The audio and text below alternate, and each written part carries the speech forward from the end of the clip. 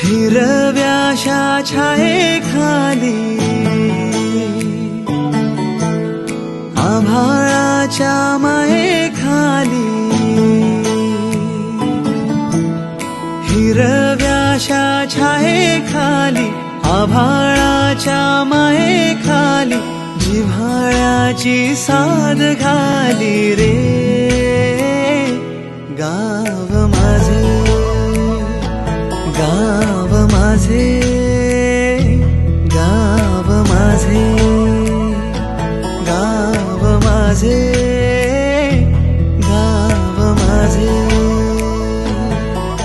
महात्मा गांधी फार सुंदर म्हणले होते की खेड्याकडे चला, कारण की आज खेडे समृद्ध झाले पाहिजे, कारण की आपला देश हा कृषीप्रधान देश आहे आणि ह्या देशामध्ये खेड्याकडे जर चालले तर शेती जर चांगली झाली तर कृषीप्रधान देश आहे। नमस्कार, मी गणेश शिंदे। आज आपण आलो आहोत सेलू गावामध्ये। सेलू गाव म्हणजे आमची जन्मभूमी आहे आणि याच गावामध्ये आल्यानंतर प्रचंड गाव चांगलं आहे। गावामध्ये सांस्कृतिक असेल, सामाजिक असेल आणि चांगलं इकडे नैसर्गिकरित्या चांगल्या ठिकाणी वसलेलं आहे। जवळपास इकडं कोळवाडीचं श्री दत्त मंदिर, इकडे निवृत्तीनाथ महाराजांचं मंदिर आणि याच सेलू गावाचे संत कोंडाप्पा महाराज होऊन गेले आणि एकंदरीत गावामध्ये अतिशय चांगलं आहे। या गावामध्ये जवळपास 2000 लोकसंख्या आहे, त्यासोबत सर्व जाती धर्माचे लोक इथे समारंभाने चांगल्या पद्धतीमध्ये राहत असतात। एकंदरीत जर गावामध्ये पाहायला गेलं तर जी शेती असते, शेती देखील अतिशय चांगल्या प्रकारे करणारा देखील एक शेतकरी देखील चांगले आहेत आणि एकंदरीत पाहायला जर गेलं गावामध्ये तर या गावाची प्रगती एवढी चांगली झाली की या गावातील जे युवक जे आहेत, आता आपण पाहू शकतो की प्रत्येक क्षेत्रामध्ये आमचा माणूस गेला आहे। आपण म्हणतो ना, प्रत्येक ठिकाणी आपला माणूस गेला पाहिजे, असेल सामाजिकमध्ये असतील, शैक्षणिकमध्ये देखील बरीच गावातील चांगल्या युवकांनी क्रांती केली आहे। त्यासोबतच वैद्यकीयमध्ये जवळपास आमच्या इथला पहिल्या गावातलं जे MBBS डॉक्टर आहे ते सुशील शिंदे आमचे डॉक्टर, त्यानंतर 7 ते 8 डॉक्टर आमच्या गावात घडलेत।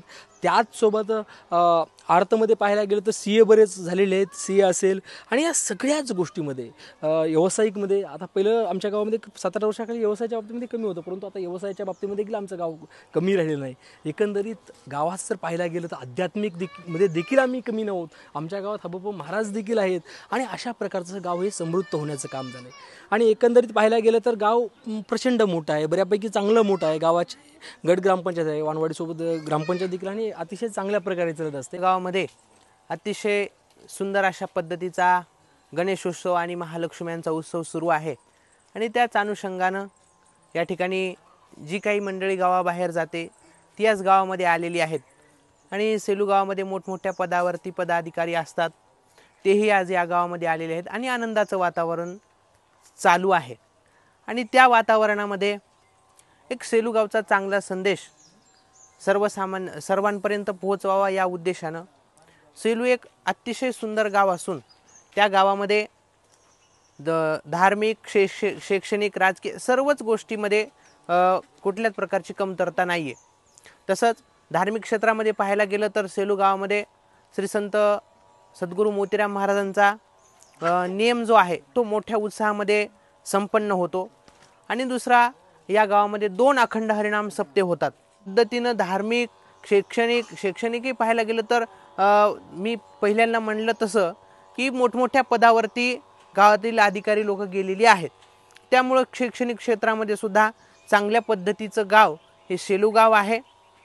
श्रीकृष्ण मंदिर आहे, महानुभाव पंथाचे लोक आहेत, लिंगायत समाजाचे आहेत, माळी समाजाचे आहेत, पण एका भावासारखं सगळेजण राहतात, एकजूट आहे आणि सर्व कार्यक्रम जे असतात ते सर्व मंडळी मिळून करतात। म्हणून सेलू गावामध्ये माझ्यासारख्याचा जन्म झाला हे माझं मी भाग्य समजतो। धन्यवाद।